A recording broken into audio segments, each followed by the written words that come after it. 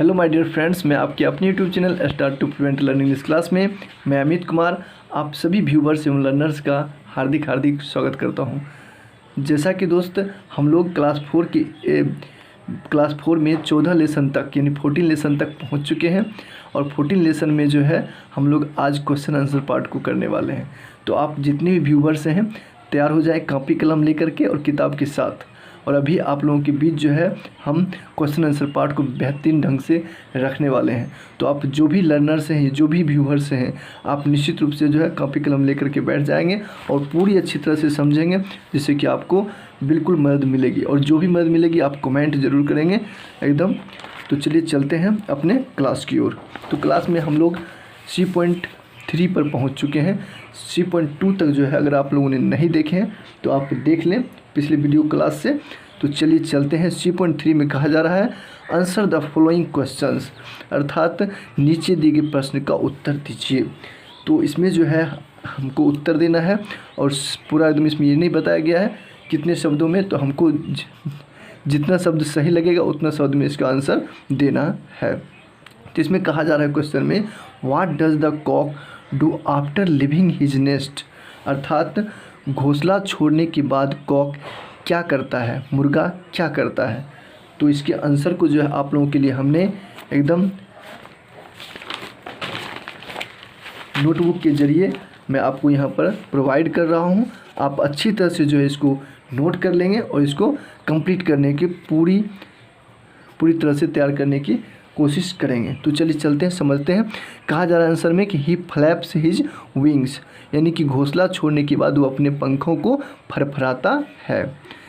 तो फरफराना, फ्लैप्स मतलब होता है फरफराना और विंग्स मतलब होता है पंख। इसको वर्ड को भी आप नोट करते जाएंगे तो आप आंसर भली भांति अच्छी तरह से समझ जाएंगे। तो चलिए चलते हैं बी नंबर में। बी नंबर कह रहा है how does he reach the top of tree, यानी कि पेड़ के ऊपर पहुंचने पर क्या करता है। कौन? तो मुर्गा। पेड़ पर पहुंचने कहा जा रहा है how does he reach the top of the, अर्थात पेड़ के ऊपर कैसे पहुंचता है, पेड़ के ऊपर कैसे पहुंचता है। तो इसका आंसर हो जाएगा हाउ मतलब होता है कैसे। Bit by bit he makes his way to the top of the, अर्थात थोड़ा थोड़ा करके अपना रास्ता बनाते हुए वह पेड़ों के ऊपर पहुंचता है। कैसे पहुंचता है, आंसर क्लियर है। Bit by bit he makes his way to the top of the, अर्थात थोड़ा थोड़ा करके अपना रास्ता बनाते हुए पेड़ों के ऊपर पहुंचता है। तो चलिए चलते हैं अगले क्वेश्चन की ओर। अगले क्वेश्चन में कहा जा रहा है कि describe the posture in which the cock crows. बिल्कुल ये किताब से ही क्वेश्चन आपको यहाँ पे नोट कराया जाए। क्वेश्चन आप कॉपी से समझ लेंगे, कॉपी में भी लिखा हुआ है, तो यहीं से हम आंसर भी आपको करते जा रहे हैं क्लियर। तो इसमें कहा जा रहा है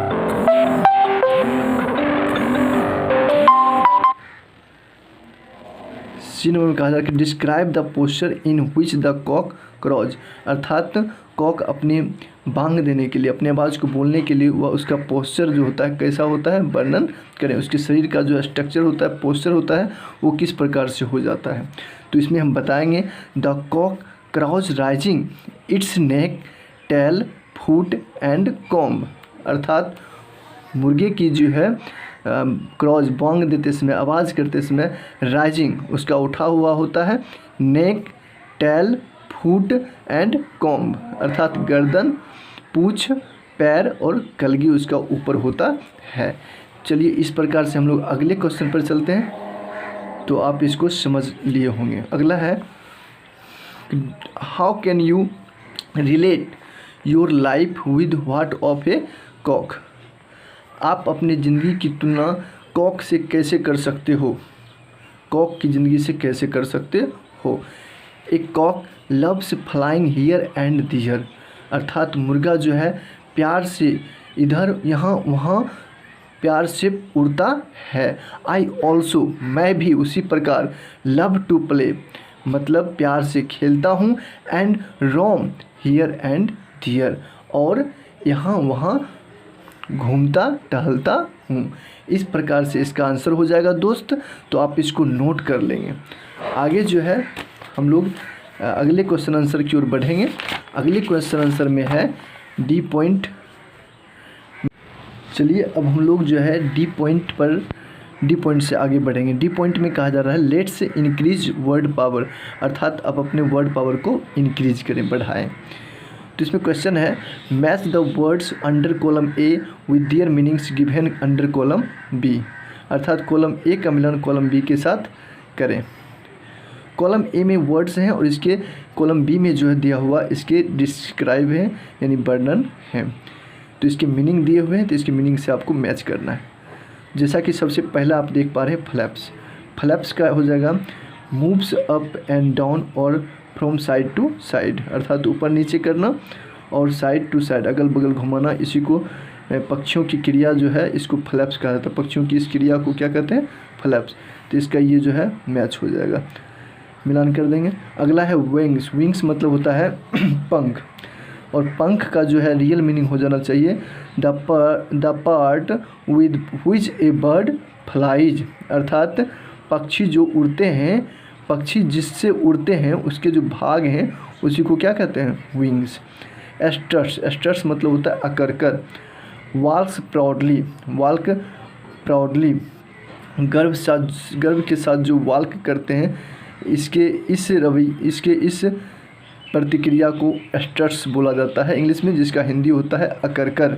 नेस्ट, नेस्ट का मतलब होता है घोंसला, और इसका जो है डिस्क्राइब होना चाहिए वो ये है a place where birds live and lay their eggs, अर्थात बर्ड्स का वह वैसा जगह जहाँ पर वो क्या करते हैं? रहते हैं और अंडे देते हैं। तो ये नेस्ट हो जाएगा इसका मिलान। टेल, टेल का मतलब होता है पूंछ। द इंड और last part of an animal, एक जानवर की जो है लास्ट का जो भाग है उसी को टेल कहा जाता है यानी पूंछ। कॉम का मतलब होता है कलगी। Red flash crest of cocks, cocks, cocks की जो है चोटी जो होती है वो लाल चमकीला होता है, उसी को ऊपर में जो रहता है उसको कहते हैं, चोटी पर जो रहती है उसी को कहते हैं कॉम्ब। इसी का ये वर्णन हो जाएगा। इस प्रकार से हम लोगों ने D.1 को समझ लिया, और D.2 में जो है वो इंक्रीज वर्ड पावर के रूप में हमें जो वर्ड पावर इंक्रीज करने उसमें बहुत सारे वर्ड यहाँ पर लिखा हुआ है, और इसको हमको फिल करना है। फिल तभी कर पाएंगे जब इसके मतलब को हम लोग जानेंगे। तो चलिए जानते हैं।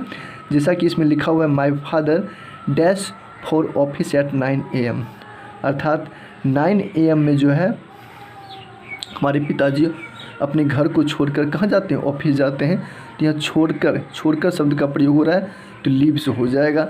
Bird makes their dash in trees, पक्षी जो है पेड़ों में क्या बनाते हैं? नेस्ट, घोंसला बनाते हैं। मैक मतलब होता है बनाना।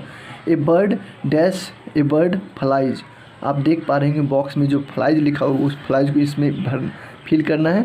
हम आपको पहले से ही भर के रखें जिससे आपको अच्छी तरह से समझ में आए, आपके समय की बचत हो। थ्रू इट्स विंग्स, और अपने पंखों के द्वारा वो फ्लाई कर पाती है। तो इसमें विंग्स भर लेंगे, इसमें फ्लाइज हो जाएगी।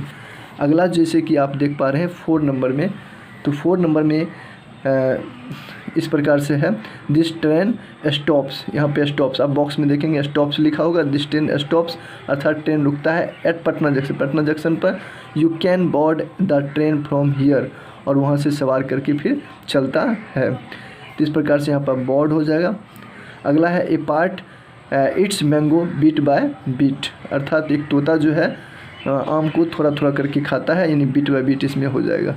अगला जैसे कि है the monkey reached the dash at of tree and jumped from here, अर्थात बंदर जो है टॉप पर पहुंचकर जो है जंप करता है, यानी कि ऊपर सबसे ऊपर पहुंचकर जंप करता है। तो इसमें टॉप हो जाएगी। अगला जैसे लिखा हुआ ही वोर ए स्कार्फ राउंड हिज नेक, इसमें नेक हो जाएगा। स्कार्फ मतलब होता है दुपट्टा, और ये राउंड मतलब होता है कि घुमा करके, गोल घुमा करके पहनना। तो इस प्रकार से इसमें नेक हो जाएगा। अगला है a dog has a twist dash, तो डॉग हैज़ ए ट्विस्ट क्या होता है? मुड़ा हुआ टेल, उसका टेल जो होता है मुड़ा हुआ होता है, उसका पूंछ जो होता है ट्विस्टेड होता है, मुड़ा हुआ होता है। अगला है the dash of A क्रॉ is not sweet, कौवा का क्या चीज़ मधुर नहीं होता है? तो हो जाएगा voice, the voice of A क्रॉ is not sweet. अगला है ए पोर्टर, पोर्टर का मतलब होता है कुली। ए पोर्टर डैश हैवी लगेज ए पोर्टर लिफ्ट्स, यानी कि एक कूली जो होता है भारी सामान को उठाने का काम करता है, उठाता है, यानी लिफ्ट्स हो जाएगा। तो इस प्रकार से जो है D.2 तक जो है हम लोगों ने देख चुके हैं, और D.3 को भी है इसी वीडियो क्लास में देख लेते हैं। तो इसमें लिखा हुआ है complete the following sentences by inserting suitable verbs. आपको जो ठीक ठाक वर्ब लगता है उसको आपको इसमें भरना है। From the brackets he leaves the nest, जैसे कि यहाँ पर लिखा हुआ है ही लीव्स द नेस्ट, वह घोंसला छोड़ता है। My mother dash in an office, यहाँ पर लीव्स का प्रयोग किया गया, एस लगाया गया है, तो वह घोंसला छोड़ता है, ये वर्ब है। तो जैसे कि my mother dash in an office, अर्थात मेरी माँ जो है ऑफिस में क्या करती है, तो वर्क्स, यहाँ पर आप वर्क्स भर लेंगे, काम करती है। My father dash in A college, अर्थात मेरे पिताजी कॉलेज में सिंग्स या टीचेज, तो टीचेज हो जाएगी, पढ़ाते हैं, गाना नहीं बल्कि पढ़ाते हैं। ए टेलर डैश क्लॉथ, एक टेलर जो होता है वो क्या करता है, स्टिचेज, सीने का काम करता है, कपड़े को क्या करता है, stitches. He dash his hair, he dash his hair, यानी कि पॉलिशेज या कॉम्स, कॉम्स हो जाएगी, कंघी करते हैं, पॉलिश नहीं करते हैं, कंघी करने का काम होता है, हम लोग बाल में अपने कंघी करते हैं, इस प्रकार से यहाँ पे कॉम्स हो जाएगी। माई ब्रोदर डैश वेल सिंग्स या हैट्स, तो सिंग्स हो जाएगी, कोई भी अपने भाई का गुण को दर्शाएगा, तो न कि अवगुण को, हैट्स मतलब होता है नफरत करना, तो नफरत आप नहीं भरेंगे, सिंग्स भर लेंगे। A dog dash its tail in pleasure, जब कुत्ता खुश होता है तो वो अपना क्या घुमाता है,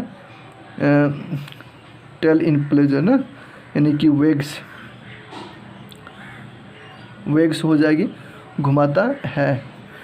he dash in a intend house lives या rests, he dash in a rented house, वह अपने किराए के घर में क्या करता है, आराम करता है, तो रेस्ट हो जाएगी, इसमें रेस्ट आप भर लेंगे। मदन बाबू पोइट्री, मदन बाबू डैश पोइट्री, तो क्या हो जाएगा, स्पीक्स या राइट्स, तो यहाँ पर स्पीक्स नहीं भरेंगे आप, राइट्स भर लेंगे, तो इसका राइट्स हो जाएगा। इस प्रकार से हम लोगों ने D.3 तक जो है क्लियर कर चुके हैं, और अगले पॉइंट में अब हम लोग एकदम ई पॉइंट से चलेंगे। तो चलिए कहा जा रहा है लेट्स लर्न, अर्थात चलो सीखें। Using bit by bit and make one's way, यानी बिट बाय बिट का प्रयोग करना हम लोग सीखेंगे, और वंस वे का भी प्रयोग करना सीखेंगे। बिट बाय बिट का मतलब होता है थोड़ा थोड़ा, और वंस वे का मतलब होता है एक तरफा रास्ता। हम लोग इसमें इंक्रीज वर्ड पावर में सीख रहे हैं, जिसमें कि अपने वर्ड पावर को बढ़ाना है। तो कुछ ऐसे शब्द इसमें हैं जो कि सभी लोगों को जानना चाहिए। तो आप जितने भी व्यूअर्स हैं, आप सभी अच्छी तरह से कुछ समय लगा करके देखें, आपको इसके वर्ड को समझ में, इसके वर्ड, इंग्लिश के वर्ड समझ में आएंगे। तो अगला है using bit by bit means slowly होता है और ग्रेजुअली, स्लोली भी होता है और क्या होता है, ग्रेजुअली होता है। इसके ही शब्द हैं, इसके 2 से 3 शब्द बन रहे हैं यहाँ पे, तो एक शब्द के अनेक शब्द होते हैं, और तभी जाकर के हम लोग उसका यूज़ भी जानते हैं, कहाँ किसका यूज करना है, और आप यूज बिल्कुल आसानी रूप से कर सकते हैं। मैक वंस वे का मतलब होता है गो। तो आगे है I ate an apple bit by bit, अर्थात मैं थोड़ा थोड़ा करके एक सेब खाता हूँ। अगला है खाता था, एट मतलब हो गया पास्ट पार्टिसिपल, तो खाता था हो जाएगा। He made his way to office, वह अपना ऑफिस जाने के लिए रास्ता बनाते थे। तो इस प्रकार से जो है हमने देखा इसके एग्जाम्पल को भी कि कैसे बिट बाय बिट और वे का, वंस वे का तरीका इसमें बताया गया है। आगे है make sentences with bit by bit and make one's way, अर्थात मैक वंस वे और बिट बाय बिट का प्रयोग करके कुछ यहाँ पे सेंटेंस आप बनावें। तो आंसर है the bird at the fruit bit by bit, पक्षी जो है थोड़ा थोड़ा करके फल को खाते थे। He could hardly make through the crowd, वह भीड़ से जो है अपना धीरे धीरे करके रास्ता बनाते, भीड़ से परेशानी के साथ रास्ता बनाया। तो भीड़ के साथ जो है परेशानी के साथ रास्ता बनाते थे। I ate the ice cream bit by bit, मैं थोड़ा थोड़ा करके आइसक्रीम खाता था। तो बीट बाय बीट का हमने यहाँ पे यूज जाना। The crow made his way to the top of the house, कौवा जो है धीरे धीरे करके घर के ऊपर जाने के लिए रास्ता बनाया।